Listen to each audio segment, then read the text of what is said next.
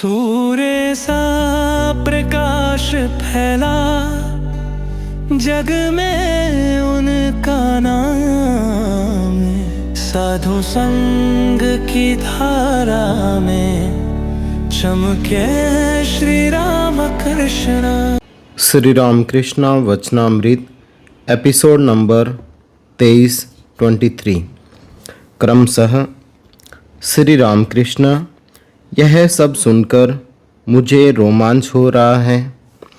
भक्त ब्राह्मण ने कहा, मुझे अब फुर्सत नहीं है, तुम्हें उतरने में देर लगेगी। अब मैं चलता हूँ, यह रास्ता देख लो, तुम पीछे आना। श्री राम कृष्ण, मुझे रोमांच हो रहा है, तुम जल्दी मंत्र दीक्षा ले लो। रात के 11 बज गए हैं। नरेंद्र आदि भक्त श्री राम कृष्ण के कमरे में फर्श पर बिस्तर लगाकर लेट गए। नंबर 3, नींद खुलने पर भक्तों में से कोई देखते हैं कि सवेरा हुआ है। 17 अक्टूबर 1882 मंगलवार। श्री राम कृष्ण बालक की भांति दिगंबर हैं और देव देवियों के नाम उच्चारण करते हुए कमरे में टहल रहे हैं।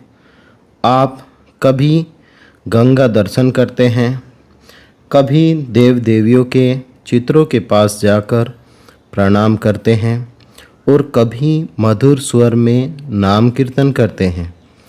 कभी कहते हैं वेद, पुराण, तंत्र, गीता, गायत्री, भागवत, भक्त, भगवान। गीता को लक्ष्य करके अनेक बार कहते हैं त्यागी त्यागी त्यागी त्यागी। फिर कभी तुम ही ब्रह्म हो, तुम ही शक्ति, तुम ही पुरुष हो, तुम ही प्रकृति, तुम ही विराट हो, तुम ही स्वराट, स्वतंत्र अद्वितीय सत्ता, तुम ही नित्य हो, तुम ही लीलामयी, तुम ही साख्य के 24 तत्व हो।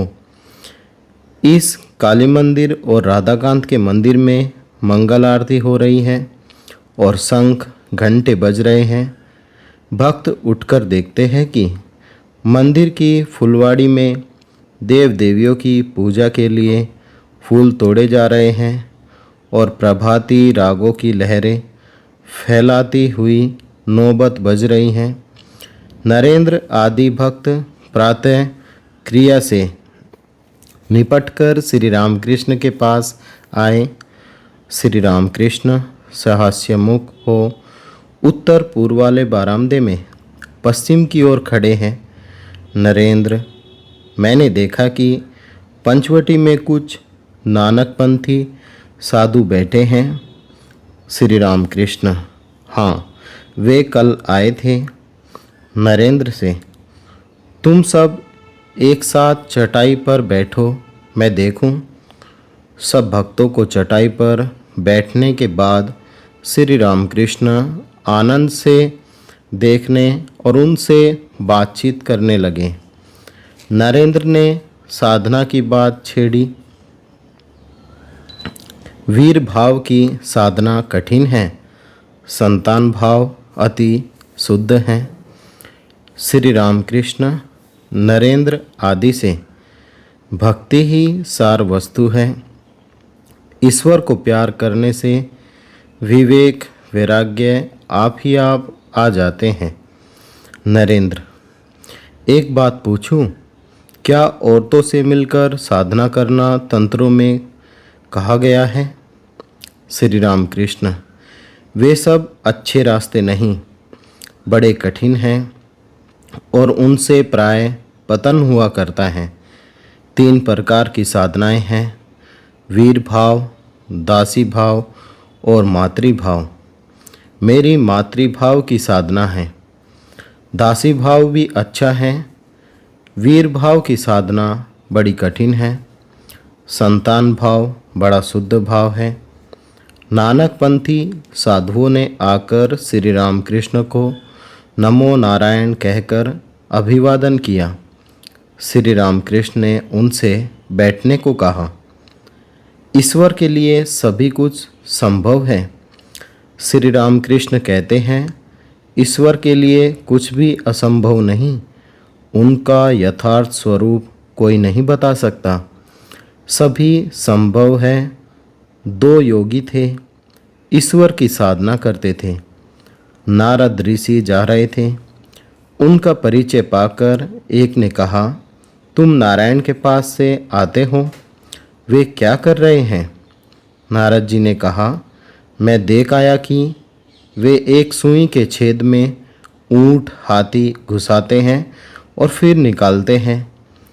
उस पर एक ने कहा, इसमें आश्चर्य ही क्या है, उनके लिए सभी संभव है।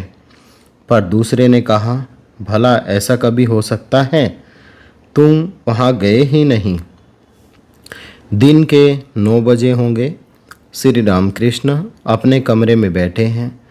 कोन्नगर से मनोमोहन सपरिवार आए हैं।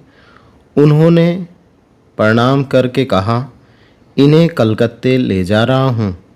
कुशल प्रश्न पूछने के बाद श्री रामकृष्ण ने कहा, आज माह का पहला दिन है और तुम तो कलकत्ते जा रहे हो, क्या जाने कहीं कुछ खराबी न हो। यह कहकर जरा हंसे और दूसरी बात कहने लगे। नरेंद्र को मग्न होकर ध्यान करने का उपदेश। नरेंद्र और उनके मित्र स्नान करके आए। श्री रामकृष्ण ने व्यग्र होकर नरेंद्र से कहा, जाओ बट के नीचे जाकर ध्यान करो, आसन दो। नरेंद्र और उनके कुछ बाह्य मित्र पंचवटी के नीचे ध्यान कर रहे हैं। करीब 10:30 बजे होंगे। थोड़ी देर में श्री रामकृष्ण वहाँ आए।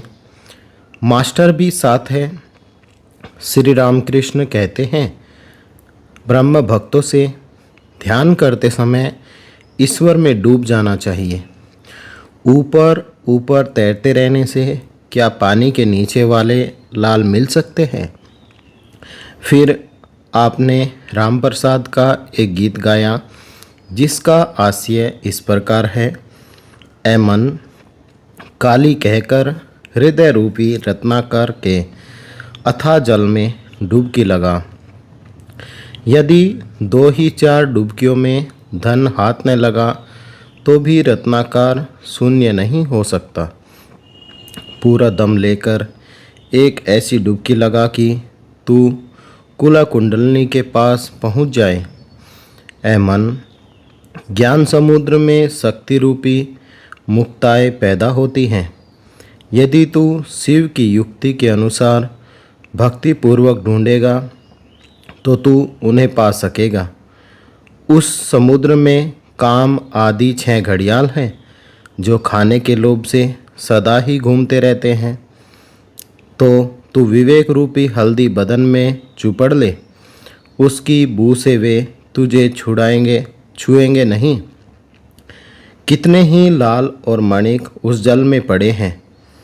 राम प्रसाद का कहना है कि यदि तू कूद पड़ेगा तो तुझे वे सब के सब मिल जाएंगे। ब्रह्म समाज, वक्तृता और समाज संस्कार, सोशल रिफॉर्म्स, पहले ईश्वर लाभ, उसके बाद लोक शिक्षा। नरेंद्र और उनके मित्र पंचवटी के चबूतरे से उतरे और श्री रामकृष्ण के पास खड़े हुए। श्री रामकृष्ण दक्षिण मुख होकर उनसे बातचीत करते करते अपने कमरे की तरफ आ रहे हैं। श्री रामकृष्ण, गोता लगाने से तुम्हें घड़ियाल पकड़ सकते हैं, पर हल्दी चुपड़ने से वे नहीं छू सकते। हृदय रूपी रत्नाकार के अथाह जल में काम आदि 6 घड़ियाल रहते हैं, पर विवेक वैराग्य रूपी हल्दी चुपड़ने से वे तुम्हें फिर नहीं छुएंगे। केवल पंडिताई या लेक्चर से क्या होगा यदि विवेक वैराग्य न हुआ। ईश्वर सत्य है और सब कुछ अनित्य, वे ही वस्तु है, विशेष सब अवस्तु। इसी का नाम विवेक है। आज का पाठ यहीं तक। ओम निरंजनम नित्यमनंतरूपम भक्तानुकंपा धृतविग्रहं वे ईशावतारं परमेशमीड्यं तं रामकृष्णं शिरसा नमामि। जय राम कृष्ण।